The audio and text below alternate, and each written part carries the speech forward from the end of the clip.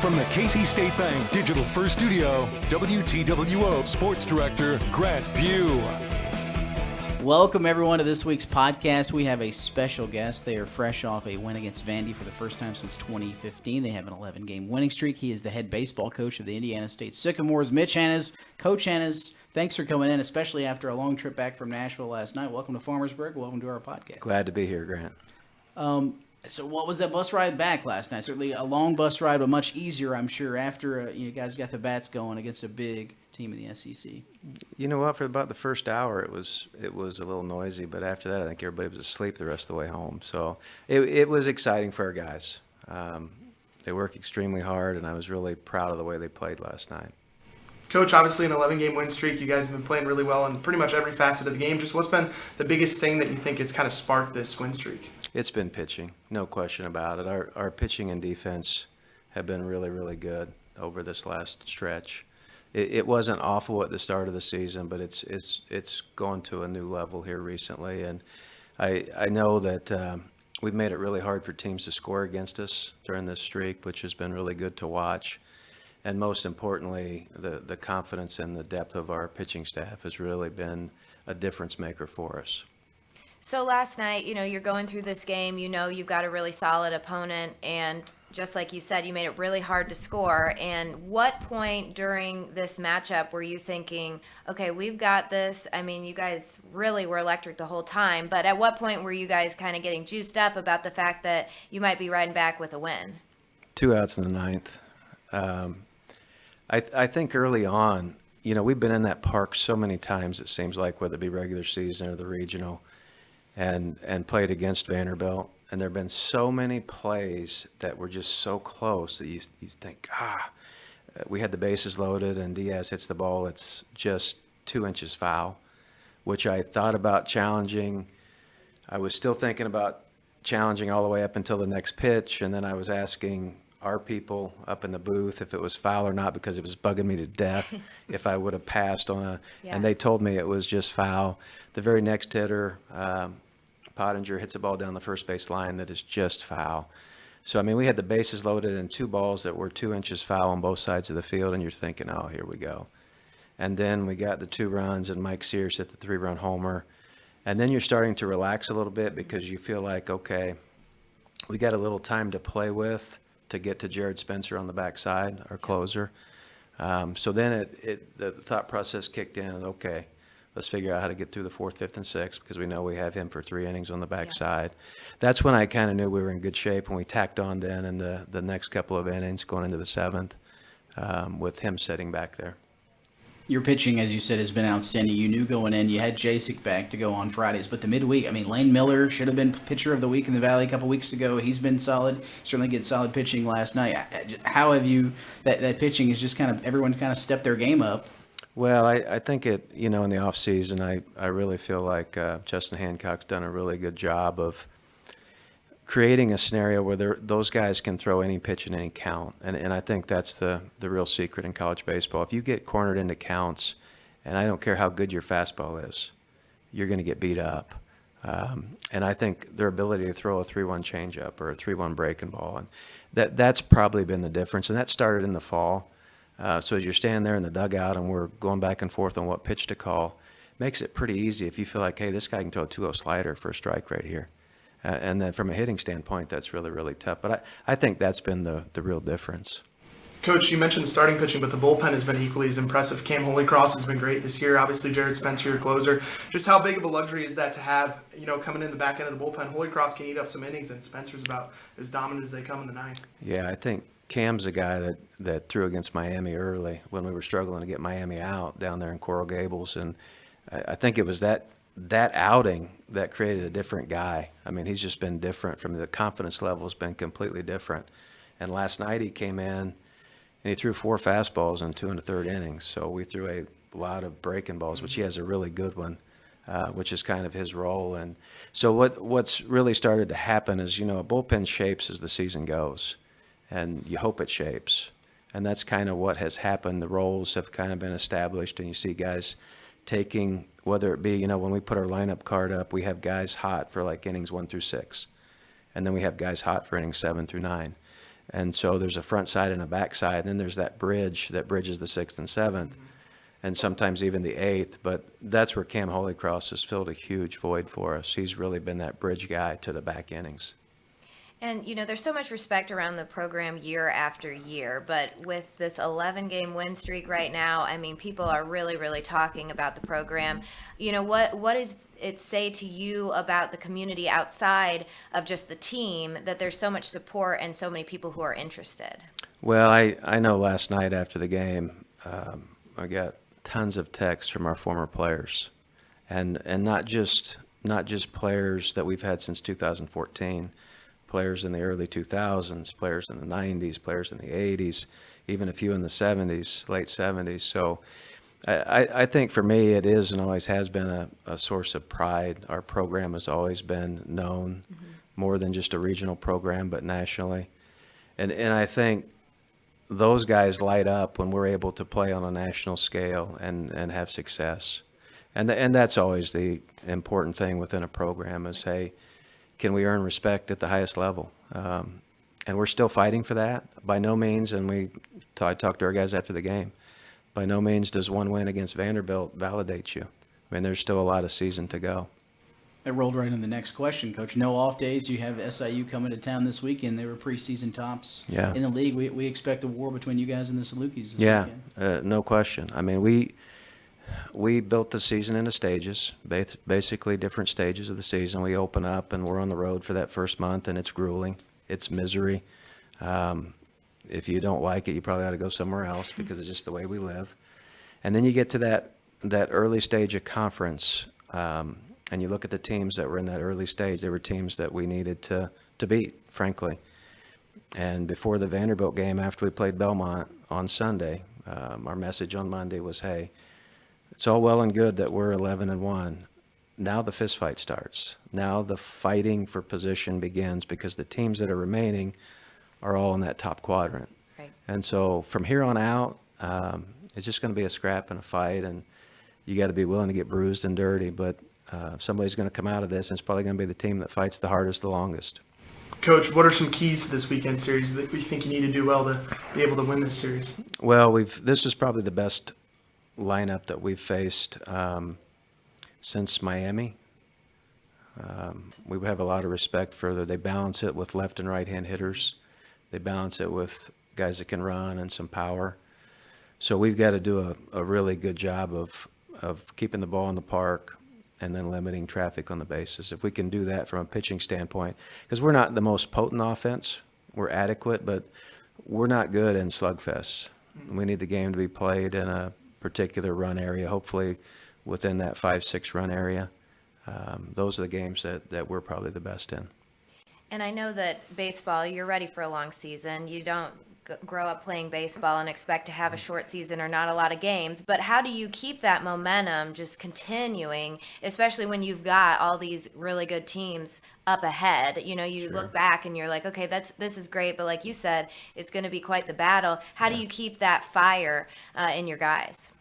Well, I think there are a lot of things that happen in the course of a season. I think part of what has helped us is this group, for whatever reason, hasn't gotten a lot of attention or respect.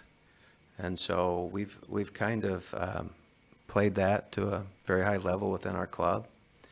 And I think the other thing is, in terms of the actual on-field, you're as good as your next start on the mound. Mm-hmm. And sometimes, unfortunately, you're as good as that opponent that steps on the mound that particular day. So to have a winning streak that says, hey, we've had a lot of quality starts from our pitchers.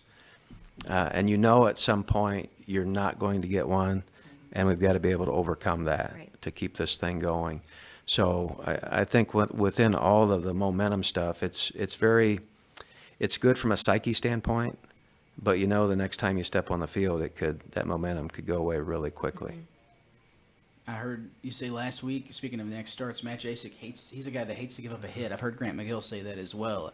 The combattery they have, but when you have a guy like Matt Jasek on the mound, how have you seen him improve from last year to this year? I mean, 11 strikeouts Friday at Belmont.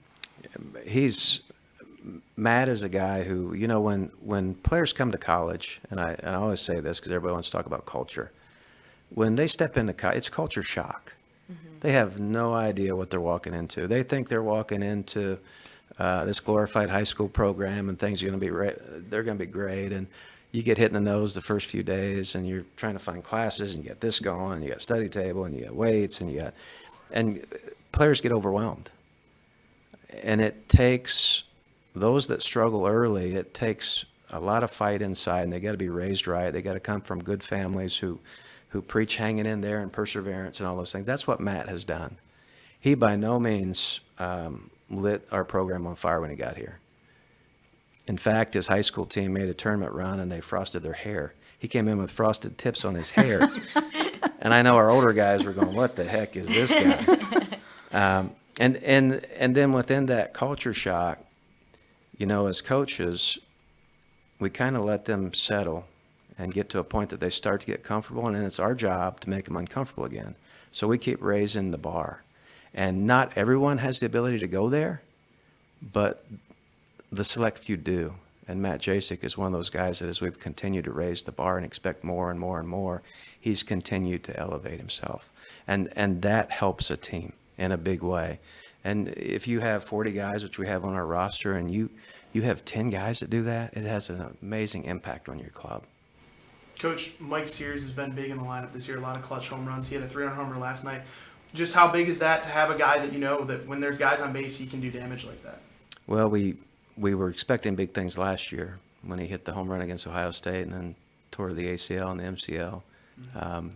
And he's been working his way back, but just to have that danger lurking in a lineup is really important because it makes those one or two guys in front of him always a little better because the other team's going to attack those guys. They don't want people on base when he comes to hit. They want him hitting with nobody on base. So it definitely has an impact. You're only as good as the guy that hits behind you, and he affects a lot of ABs within our lineup. And you saw in a couple series we played, he's been intentionally walked. I know Purdue did it twice when we were up there. So there's a lot of respect for his ability to hit the ball out of the park. And we don't have a ton of that in our program, but the few guys that we have, it's really important that we protect them in the lineup and get them pitches to hit. So a lot of, on the field things to discuss, but we always like to ask this of our coaches and our guests, some off the field questions. And one of our favorites is talking about superstitions. And I know you might have one or two of those. So, on a game day, what are those? And is there any telling of them, or is it a secret what the stitions are? I don't know if it's really a superstition, but if we win, I'll wear the same clothes as many days in a row as we have to. Okay. So my wife doesn't think much of that. But I think we all have them, but we kind of hide them. Mm-hmm. If you find a penny somewhere, you put it in your pocket, and if it doesn't work that day, you flip it away and let somebody else try it. So we all have those little things, but I don't have anything in particular that I'm overly superstitious about. Is there anything that surprises you on a baseball field still? I know certainly you still get surprised, but you've seen a lot of baseball over the years. You still get all the time. Especially I was going to ask with replay, with the way things have changed a little. Yeah, there's always something that you see or you hear or that happens within a game that you think, boy, I've sure never seen that one. But it's all the time. Now we have a pitch clock. Right? So who would have thought we would have a guy called out when he's in a 1-2 count because he didn't get in the box in time? We try to invent new ways to be surprised, I think, in the sport of baseball. I think so. Family's very important to you. I know you're close with your family. Caleb, of course, plays at Valpo. You've got Derek, who played at Ohio State, played here. Amy's certainly big into baseball. Kylie knows her athletic. How important is it? It's a balance. Everyone wants to have that family, sport balance. You guys seem like you do it pretty well, Coach. Well, Amy and I were actually married and had Derek when I was still playing. So you learn quickly when you have a bad game and your family's at home. You gotta wash it, and you gotta come home and be dad, be the husband, be whatever. But that's been a really important thing to us. I know part of the reason that we went to Lincoln Trail when our kids were young was so that I could coach, but yet have a family life. It's probably the best part of this journey, is we've been able to do it as a family. And while we were in Robinson, I got to coach youth basketball, youth football, youth baseball. So I got to help with all the kids' sports, and it wasn't the schedule and the grind of Division I. It was junior college. It afforded more family time, and then as the kids got older, it just felt like time to get back into the flow of the Division I thing. But and actually, the reason I was able to get into coaching is because Amy was working full time. You know, back then, that's back in the era of the restricted earnings, and you were allowed to make up to $12,000 a year. Wow. And that was a cap. You couldn't make over that. So, and we, at the time, had Derek and Kylie. So 2 small kids, and you're making $12,000 a year. It's a wonder she didn't say, hey, you need to go make some money. Or do something. Right? Go do something. So for a lot of, and I think it's that way for a lot of guys that break in and ladies who break into the coaching profession, it's tough on that bottom rung. You're poor. And it takes a while to get to a point where you actually feel like it's all been worth it. Well, it's our turn to turn the mic to you. We've asked a lot of questions. We like to do this too. You can ask us a question, whatever, anything. You know, this is what's fun about the podcast. I feel like I know which way you might be going with a couple of our questions, but okay, what way am I going, Grant? I don't know. I'm expecting something Tennessee or Tennessee related or Bengals Titans related. We're open ears. Okay. I felt bad. I don't know how you felt when Cincinnati has basically handled the Titans the last few years. But They've owned the Titans, yes. And I didn't know we had Steelers and Browns fans in here either. Yes, so. we have. We sure do. But I'm curious how you guys are accepting the fact that the Cincinnati Bengals are here for a long time. I mean, Burrow's about to get paid, right? We saw Jalen Hurts get paid earlier this week. How big is Burrow's contract going to be? Burrow's going to get paid. They're going to pay a few receivers. And, you know, he's humble enough that he's going to make sure he doesn't affect the team. Yeah, I think so. I mean, Which isn't going to We happen. all like Joe Burrow in this. Yeah, room. oh, we all like absolutely, Joe Burrow. yeah. We just Yes. want to get that Buckeye. clear. It's just not going to happen in Cleveland or Pittsburgh. Hey, Right. That's okay. It's already happened in the Pittsburgh Browns so have played many well against the Bengals, times that so it's okay. I think we've It's only lost okay. once to Joe Burrow, so far it hasn't been an issue head to head. How have you adjusted to that life? Because I know you grew up watching the Bengals. You know, they played in the Super Bowl, sure, you know, in years past against Joe Montana, but for a while, and then they finally. So what was it like? Was it there kind of a reckoning and say a surreal moment when the Bengals? Okay, we've got Burrow. But back then when I was growing up, I was also a Reds fan, living in Ohio, and of course the Big Red Machine. And Sure. one of my best friends is Kevin Hartshorn, was a Cleveland Indian fan. We were on the southeast side of Ohio, so when we would get trading cards, he would trade me his Reds for my Indians. So he looks back today and thinks about how much money he gave me through those years.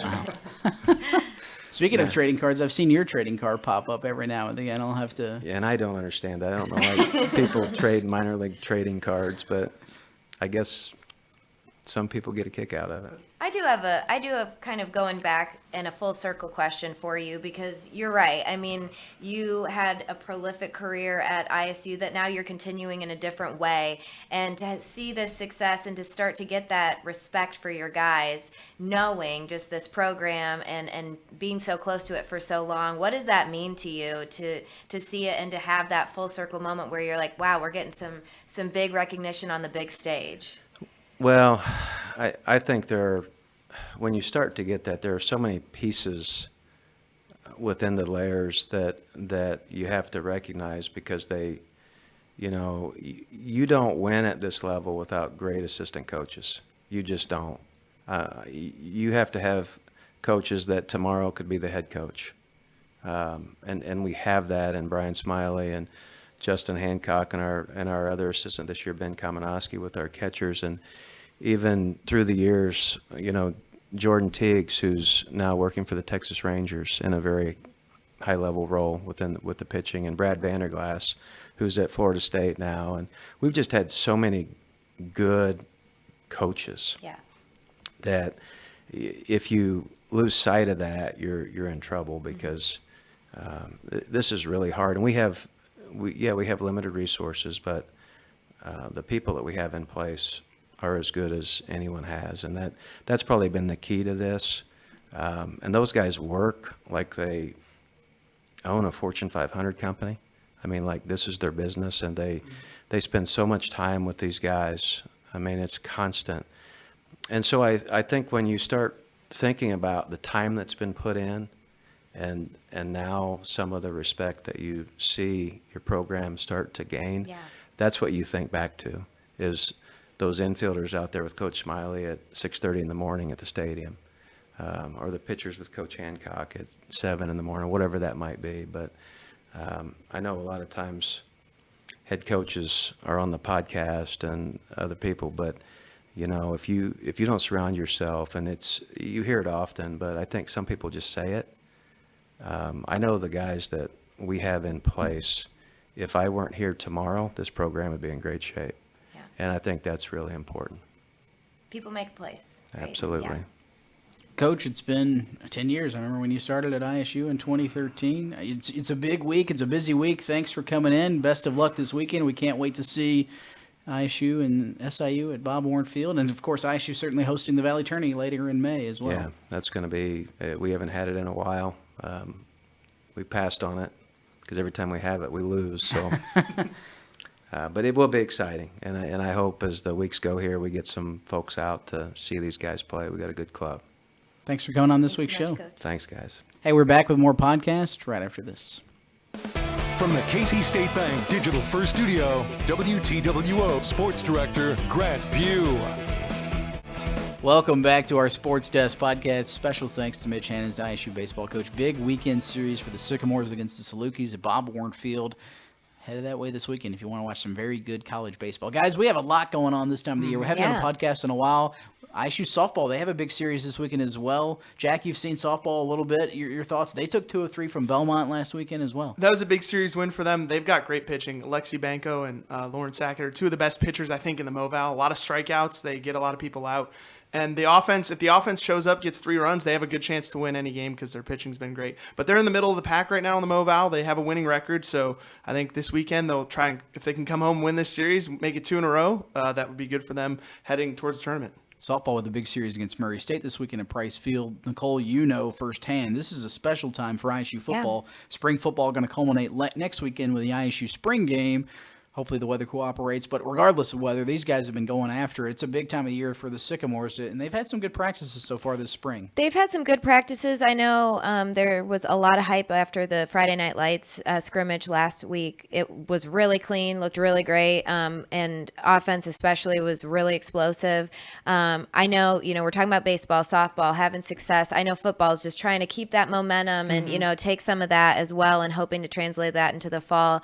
But, yeah, I mean, this is the time. Obviously, fall camp is when you really, really figure out who you've got. You get some good freshmen that added to the mix too. But this is the time for you to start thinking about, what's going to come together in the fall and who's going to be the ones, who's in the twos. And it's an exciting time. It's really fun to watch because they're competing against each other. They're their own teammates, but they're competing for a spot and for, that time in the summer to kind of relax and think about, okay, I could be a starter. And so it's a lot of fun to watch. A lot of exciting things coming up. You got the Kentucky Derby coming up, the Indy 500 coming up. It's an exciting time of the year, guys. Good to do a podcast this week. Get Coach Hannahs in. A lot going on this time in April. Great sports time, great time of the year. The weather's turning. It feels like spring/summer, so I'm looking forward to it. Yeah, it's almost harder to do a podcast during this time because there's so many sports rather than having like football to focus on or basketball. So it was fun, and what a great talk with Coach Hannahs. Mm-hmm. Absolutely. We're in the heart of high school baseball, softball, track and field, tennis schedules as well. Hey, thanks for watching this week's show. We'll see you at an event probably sometime soon. If not, we'll see you on next time on our podcast. We'll see you then.